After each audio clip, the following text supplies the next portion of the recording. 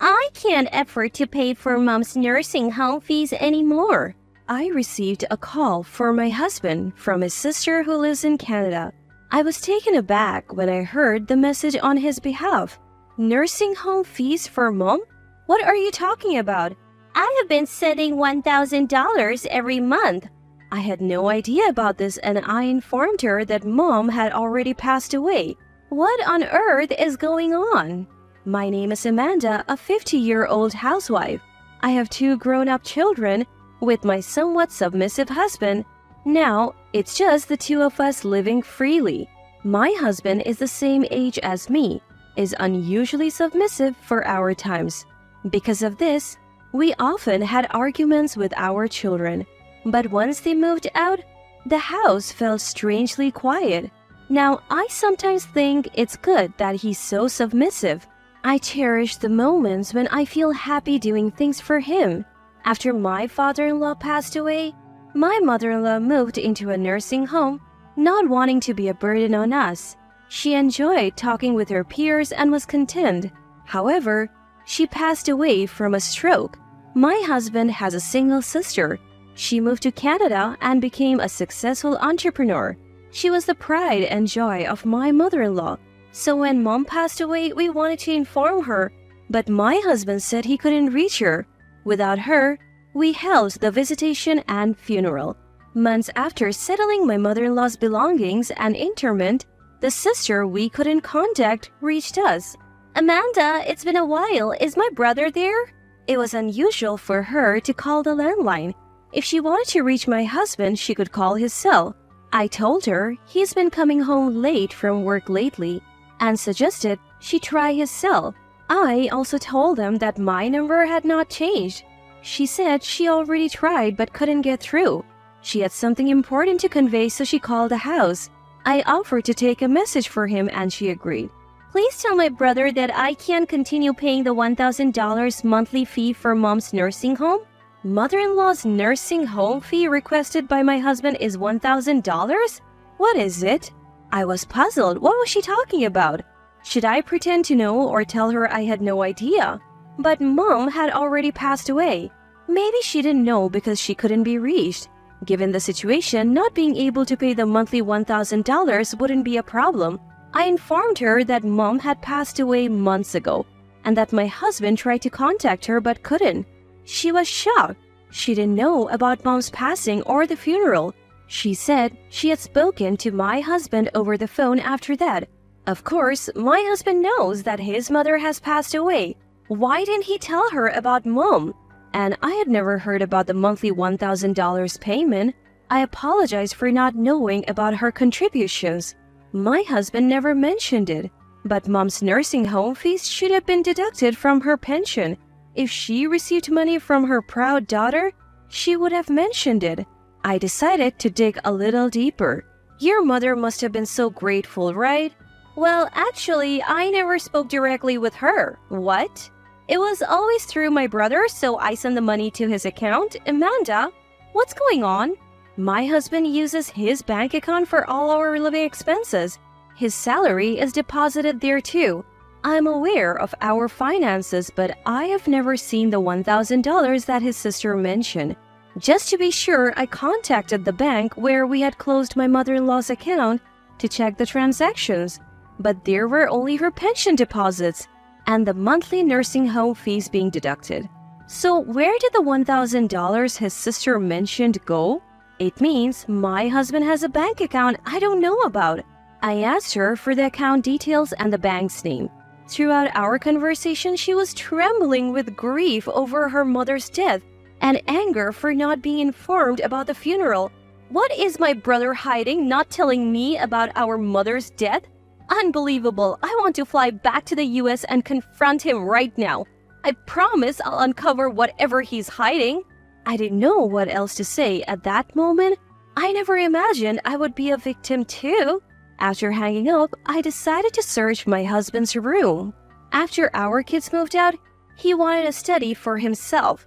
I didn't mind him using the spare room. Our sleeping arrangements had changed over time and I often found it convenient. However, I have been told not to go to sleep before my husband gets home. So I wake up reflexively when the front door opens, but he always told me not to enter his study. He would ask for it to be clean, but only after he tidied up a bit.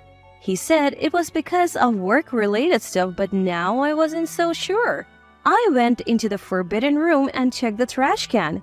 It seemed he hadn't had time to tidy up recently due to business trips and late nights. Among the receipts from the past 2 weeks, one stood out. It was for something unusual for a man to buy.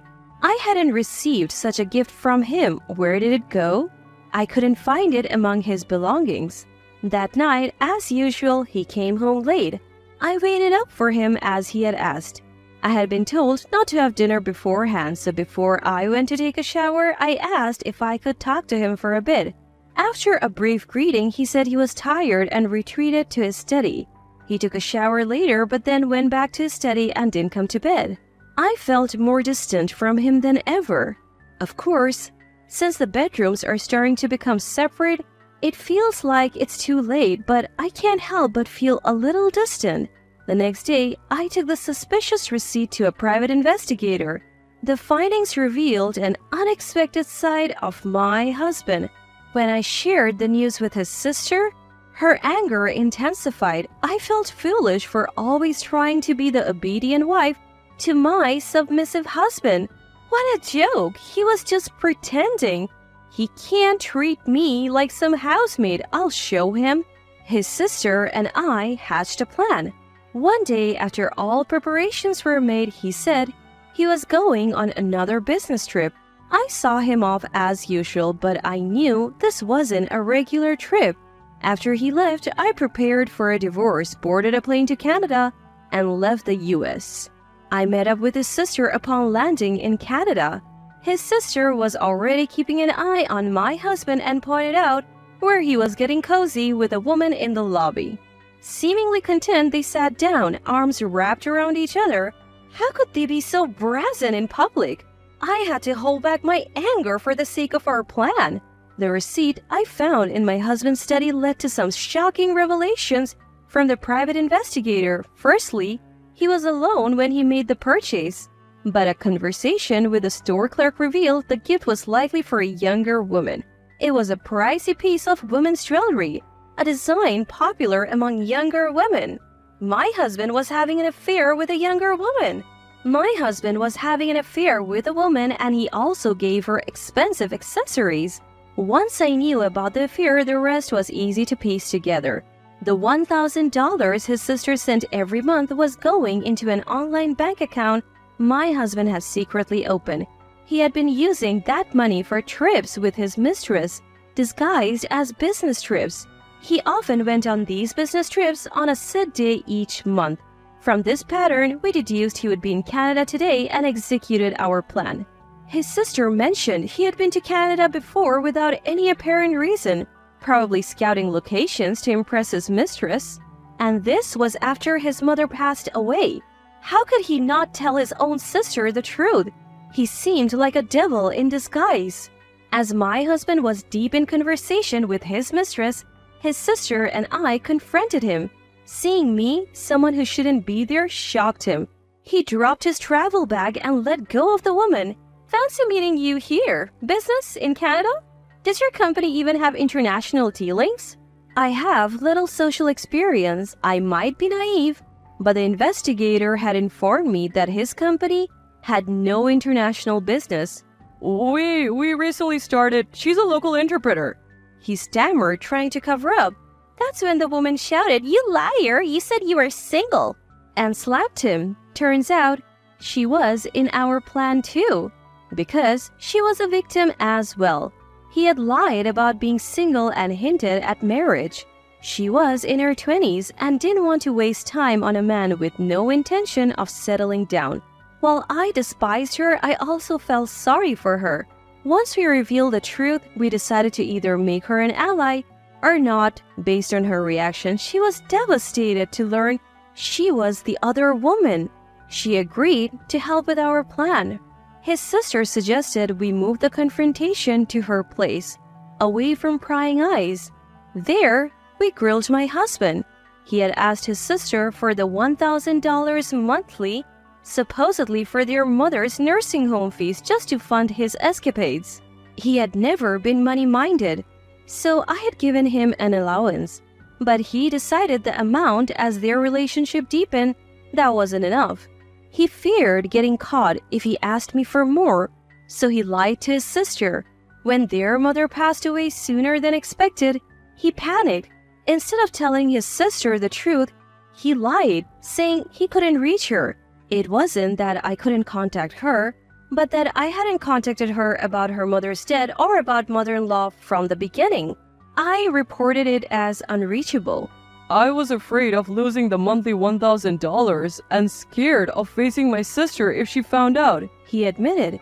If she returned for the funeral, she might discover his deception. He said he was afraid that someone would find out how he had defrauded them of his money. How could he be so selfish? He had no idea how hard it was for a woman to work alone in a foreign country.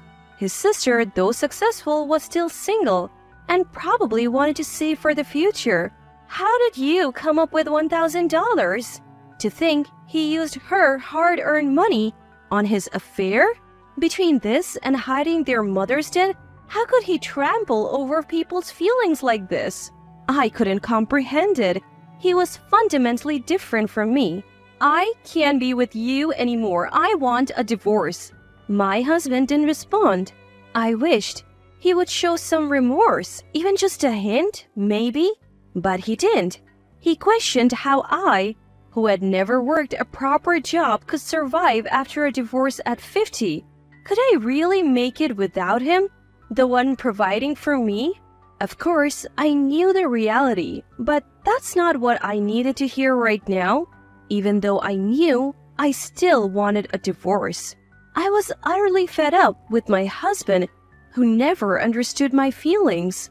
I boldly confronted him with evidence, including photos from a private investigator agency.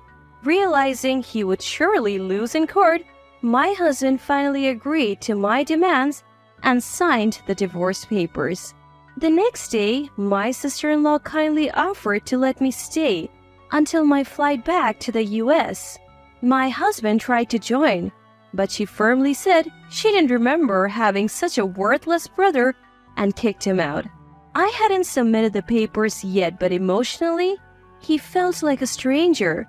Just the thought of being under the same roof irked me, so I backed up my sister-in-law. His mistress thought, I don't need a middle-aged man with such a terrible character.